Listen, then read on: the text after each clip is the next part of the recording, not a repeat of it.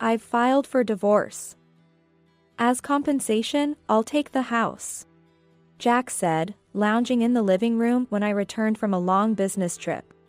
The house was in a terrible state, just as I had expected, with a messy living room littered with garbage and a kitchen reeking of bad odors, with unwashed dishes everywhere.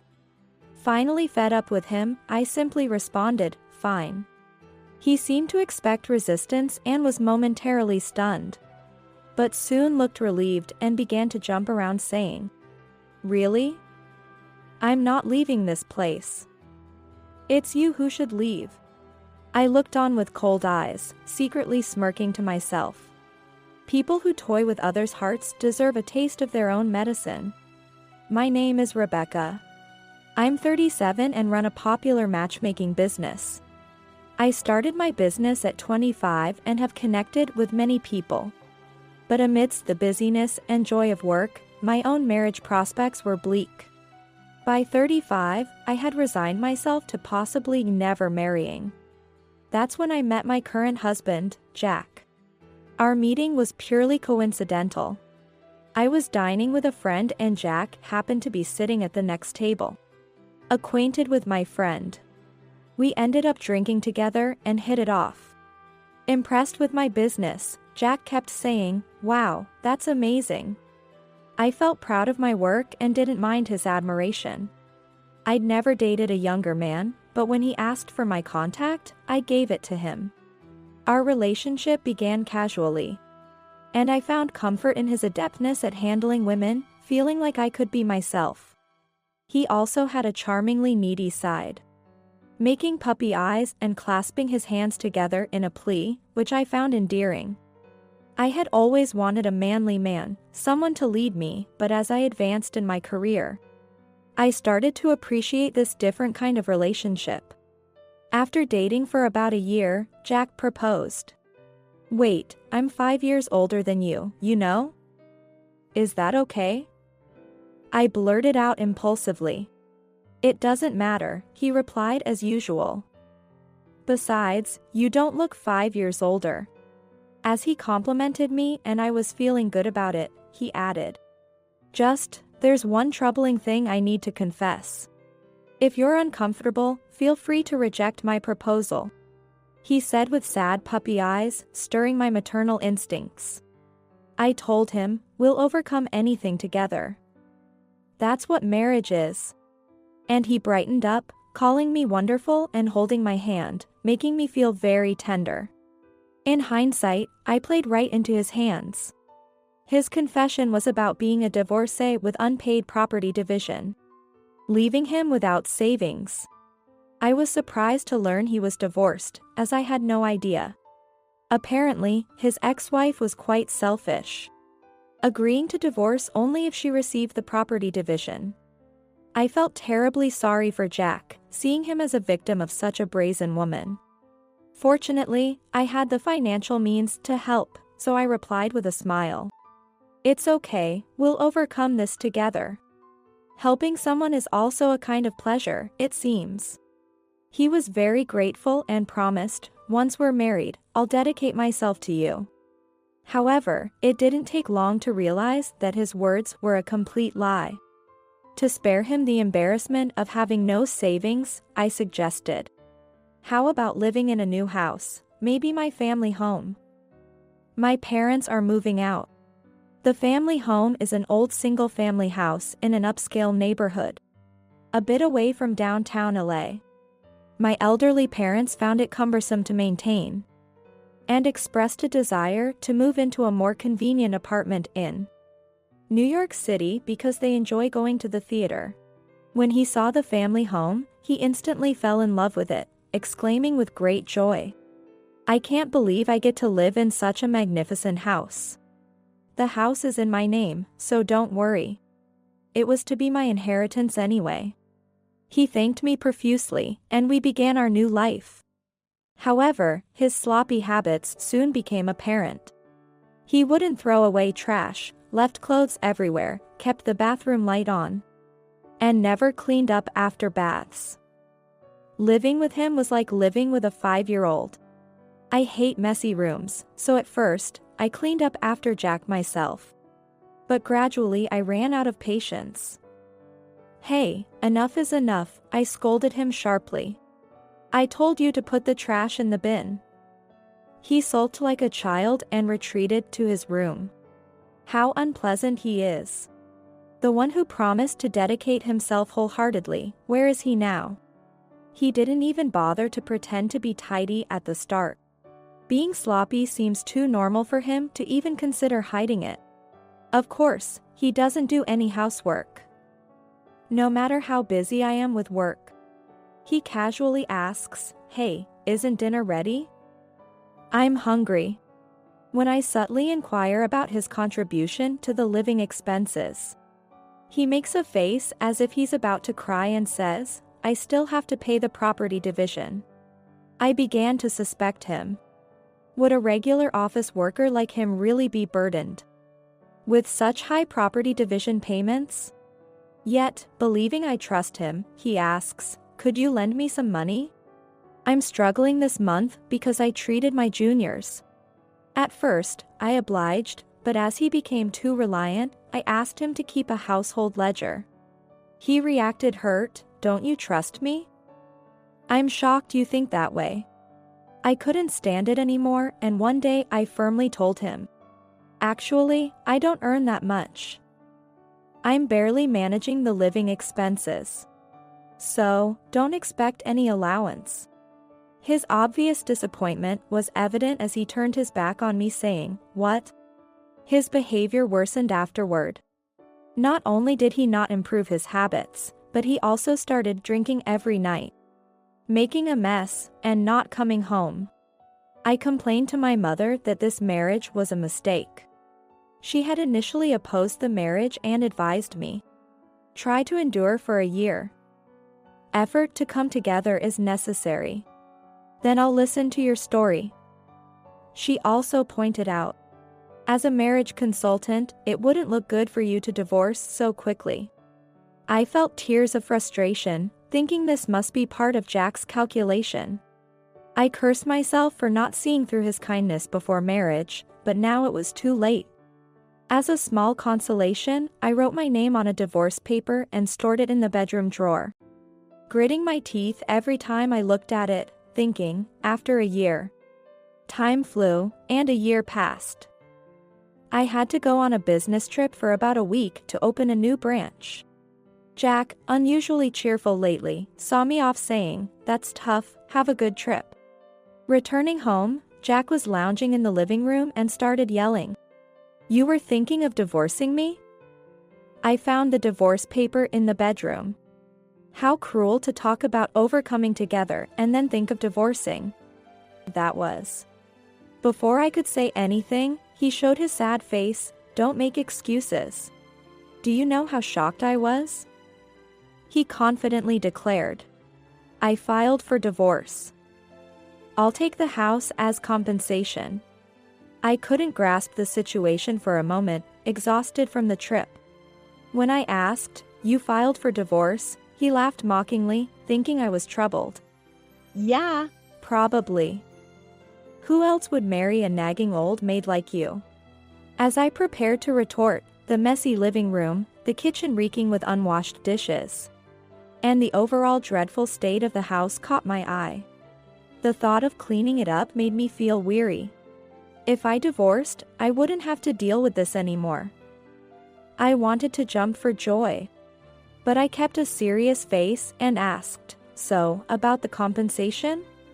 "Of course. I thought I married a businesswoman, but you're broke. No decent allowance, it's practically a fraud." Jack openly admitted it was a marriage for money, now that there was no need to hide.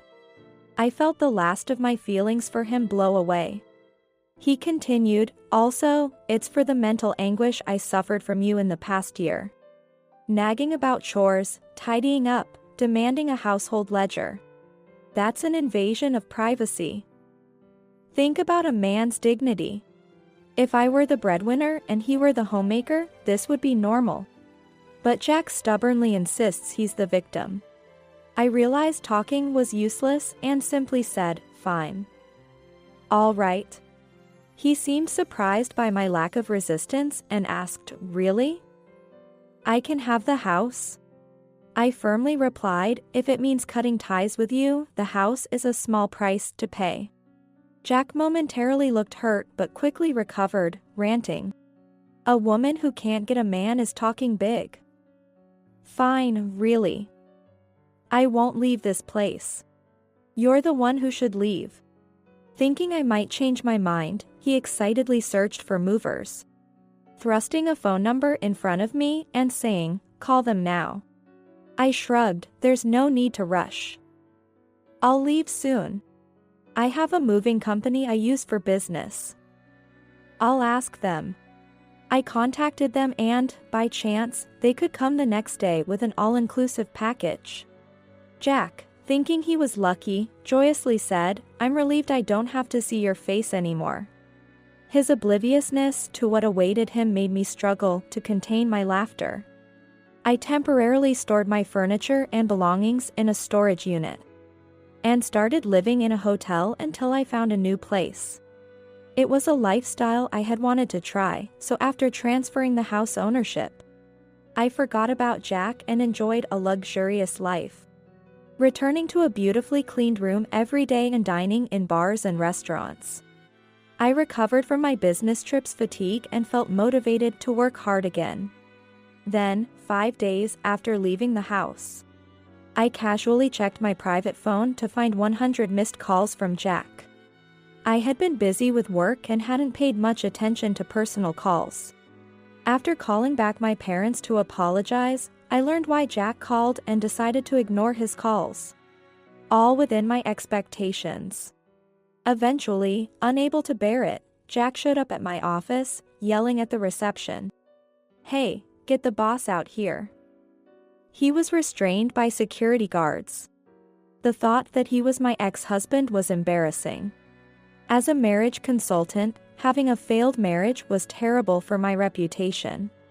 Thinking this was part of his plan, I reluctantly told him where I was staying and sent him home. When he visited the hotel at night, he looked around the lobby in surprise. Seeing me, he asked, "What's this luxury hotel? Aren't you broke?" I replied coolly, "I just didn't have money to waste on someone who loafs around without contributing." Biting his lip, Jack asked, "So, really, how much do you make a year?" Thinking it didn't matter anymore, I answered, "Around $300,000. He jumped from his chair in shock. $300,000? It's none of your business anymore. We're strangers now. So, what do you want?" As I tried to move the conversation along, he hesitantly presented a document. It was a land lease contract with my parents as the landlords. This was sent to the house. "I can't possibly pay $5,000 a month." Hearing his trembling voice, I burst out laughing. "Of course, you can't. I said I'd give you the house, but I never said anything about the land, did I?" Jack clenched the document, looking frustrated as I laughed. "The house was in my name, but the land has always been my parents'," I explained with a chuckle. "So, I lived there for free under a use agreement. But if a stranger like you lives there, it naturally becomes a rental. If you stay without permission, that's property usurpation, right?" Jack banged on the desk in frustration. "This is like a trap. It's outrageous to say, if you can't pay, get out." "Well, what can you do?" I feigned concern, deliberately furrowing my brow. Jack grumbled unintelligibly. "Why not sell the house then? There's no need to be attached to that place, right?" When I made this seemingly light-hearted suggestion, Jack, having consulted a real estate agent, ranted. "They said it's too old, being 70 years old, and unsellable. Demolish it and sell the land," they said. "But the land isn't mine." I chuckled, "Well, that figures. Nobody would want to buy it, especially after paying for demolition." That's exactly what they told me. "The location is good, but there are other properties available. Originally, my parents planned to demolish the house and sell the land. But they gave it to me cheaply when I, as their married daughter, said I wanted to live there. I alone had thought of renovating it in the future. So, Jack, by getting the house from me, is stuck with either continuing to pay $5,000 rent or bearing the cost of demolition, which should be around $20,000 for a 160 yards reinforced concrete structure. Essentially, he ended up with a house that costs a fortune just to own. Realizing this trick, he bombarded me with calls. Frustrated, he ruffled his hair. "Why didn't you tell me? I'm in such a mess because of this." "I didn't know," I replied with a laugh. "You asked for it, right? I didn't want it that much. It's her fault." Suddenly, he clammed up, realizing his slip. I smiled and teased. Maggie, right? She's remarried. Hasn't she?" Jack went pale, sweating profusely. "How do you know that name? Did he think I knew nothing? I heard from a friend that you were seeing her even before marrying me." When I pulled out a detective agency's report showing photos of him with this Maggie, he snatched it away in panic. "No use taking it. I have the data." Jack, confused, pleaded, "Please, keep this a secret." What is he thinking? There's no way I can keep it secret. You two will receive a claim for damages next week. Be prepared. Jack gasped for air, looking like a fish out of water. The cost of demolishing the house and paying for his affair. I wondered where he would find the money. Then, he blamed Maggie. "It's her fault. She wanted to live in that upscale residential area, saying it would give her status." I glanced at the detective's report. Status, huh? Maybe she thought she'd get nicer treatment from her favorite guy from the nightclub if she lived in such a posh area. I showed him a photo of Maggie with the guy in a seedy street. He was shocked, not knowing this. But she was a lady. Indeed, a fine lady. Working at a club, right? Jack couldn't even sit properly anymore, slumping to the floor, knees shaking. So, when I said I couldn't live in the house anymore, she stopped contacting me. She thought you were rich. Makes sense if you spent all your salary on fun. And the story about paying compensation after a divorce was a lie too. Realizing how much I knew, he was at a loss for words. Bored, I yawned. "Well, I'm going to rest now." As I stood up, Jack suddenly said, "I was wrong. Please, give me another chance. I won't cheat again, and I'll do the chores and tidy up." Such a disgraceful scene in a luxury hotel lobby. Disappointed, I spoke to the front desk. "Excuse me, this man is harassing me. Could you call the police?" Hearing the police, Jack sprang up, screaming, "No, no, no," and ran off. He won't come near here again. Later, I heard Jack divorced Madoka and took a loan for the demolition. There were rumors he ended up on or was forced onto a deep-sea fishing vessel. But I don't know the details. As for me, I bought a new apartment in LA and enjoy my elegant single life. At work, I receive reports of many new couples being grateful for their happiness. Maybe I used up all my marriage luck on my job. But seeing happy couples makes me feel good too. Not a bad life, I think.